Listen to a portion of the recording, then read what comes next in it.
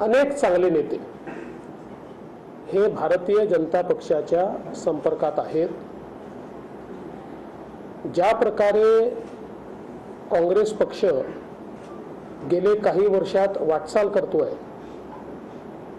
त्यातनं कुठेतरी जनतेचे जे नेते आहेत ज्यांचा जनतेशी कनेक्ट आहे अशा लोकांची गुदमर त्या ठिकाणी होते आणि म्हणून देशभरामध्ये हा ट्रेंड आपल्याला पाहायला मिळतोय की जनतेचे लोक हे भाजपमध्ये प्रवेश करतायत।